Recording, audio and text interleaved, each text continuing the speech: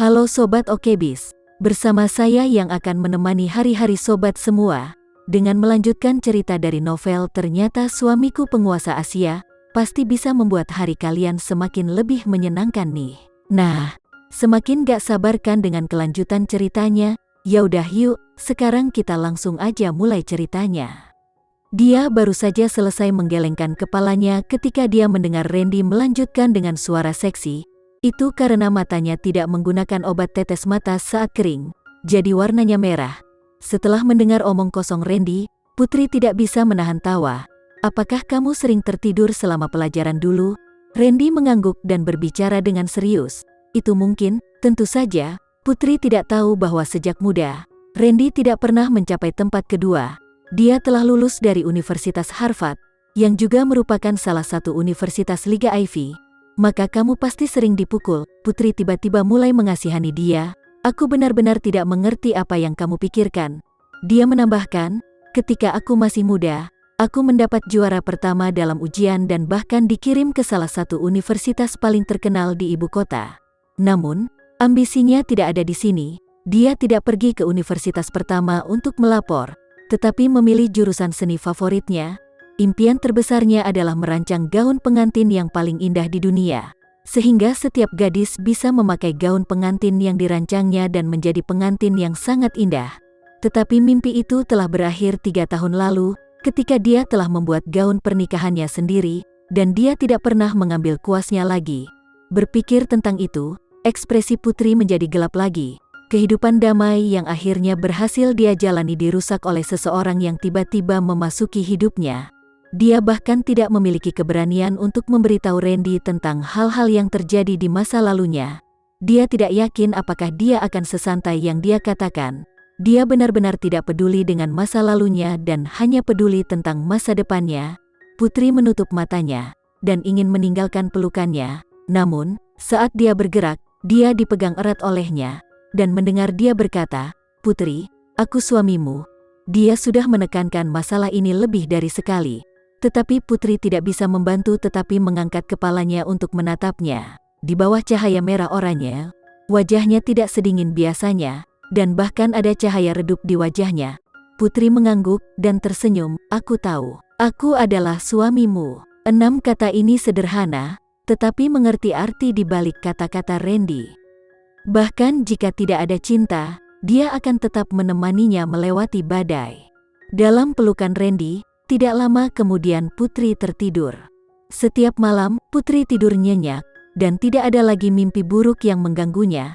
Ketika dia bangun, Randy masih duduk di dekat jendela, serius membaca koran. Ketika dia mendengarnya bangun, dia mengangkat kepalanya dan melihat ke atas. Selama sebulan terakhir ini, setiap hari seperti ini, hari yang sangat membosankan. Kehidupan tenang semacam ini adalah apa yang selalu diinginkan oleh Putri. Apapun yang terjadi, selalu ada orang yang menemaninya. Dia akan hidup tenang dan perlahan-lahan menua bersama. Dia dengan cepat duduk dan tersenyum cerah, "Bos Randy, selamat pagi." Tak satu pun dari mereka mengatakan sepatah kata pun tentang apa yang terjadi kemarin. Seolah-olah itu tidak pernah terjadi. Atau itu hanya mimpi buruk? Saat sarapan, Putri bertanya pada Randy, "Apakah kamu masih melakukan perjalanan bisnis hari ini?" Mulut Randy dipenuhi makanan, dia tidak menjawab, tetapi hanya menggelengkan kepalanya. Jumlah pekerjaan yang dia lakukan setiap hari bukanlah sesuatu yang bisa ditangani oleh orang biasa. Namun, hari ini, ia harus memprioritaskan penanganan masalah teknologi inovasi. Dia mengeluarkan beberapa tangisan terus-menerus, ingin menarik perhatian Momo. Dia adalah orang yang diabaikan sejak tadi malam hingga pagi ini, dan dia sangat tidak puas. Putri mengambil Momo dan mengusapnya ke wajahnya. "Momo, ibu lupa membelikanmu sesuatu yang enak untuk dimakan tadi malam. Aku pasti akan membelikannya untukmu hari ini." Momo terus mengelus-ngelus Putri 2 kali, dan kemudian mengerang 2 kali. Itu mungkin berarti sudah memaafkannya.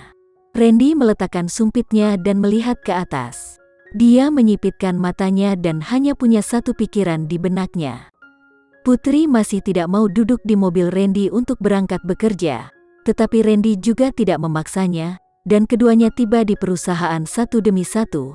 Saat berangkat kerja di pagi hari, sudah banyak rekan kerja yang menunggu di pintu masuk lift. Ketika mereka melihat Randy, mereka semua menoleh ke arahnya. "Bos Randy?" "Iya." Setiap kali, Randy akan berbicara dengan dingin dan mengajak Dion ke lift, meninggalkan semua orang untuk melihat ke belakang. Setelah Randy pergi, semua orang mulai berdiskusi. "Wow, mengapa aku merasa Bos Randy semakin tampan?" Orang lain melanjutkan, "Baru saja, aku merasa Bos Randy melirikku. Dia sangat bersemangat." Seseorang berkata, "Menurutmu, siapa sebenarnya istri Bos Randy itu? Pesona macam apa yang dia miliki yang diinginkan oleh Bos Randy dan menikahinya?" Orang lain menjawab, "Aku pikir dia pasti sangat cantik dan memiliki temperamen tertentu. Dia juga seorang wanita dari klan terkenal. Bagaimanapun, dia bukan dari kantor kita." Saat Putri mendengarkan diskusi mereka, semua orang berbicara tentang Randy. Tidak satu pun dari mereka menyebutkan bahwa dia memukuli keluarga Andrean sehari sebelumnya dan bahkan dipenjara selama setengah hari. Ini mengejutkan Putri, tetapi setelah memikirkannya dengan cermat, dia mengerti apa yang terjadi. Andrean tidak akan berbaik hati untuk membantunya menyembunyikan informasi semacam ini, jadi satu-satunya orang yang akan melakukannya adalah Randy. Memang benar bahwa Randy adalah teknologi inovasi, tetapi teknologi inovasi bahkan tidak layak disebut dibandingkan dengannya. Jika kebetulan Andrean menyerang Randy, Randy bahkan tidak akan memiliki kesempatan untuk membalas. Bukan karena dia tidak percaya pada kemampuan Randy, tapi dia sangat tahu jelas tentang kekuatan keluarga Andrean dan bagaimana dia menangani berbagai hal. Memikirkan hal ini, Putri menarik napas dalam-dalam dari udara dingin. Tidak peduli apa, dia harus memikirkan cara untuk tidak melibatkan Randy dalam masalah ini. Sekian dulu ya sobat cerita hari ini, tetap nantikan cerita berikutnya dari novel ini. Eits, jangan lupa untuk like, share, komen, dan subscribe channel ini agar kita lebih bersemangat lagi untuk menceritakan novel-novel menarik lainnya. Dah ada.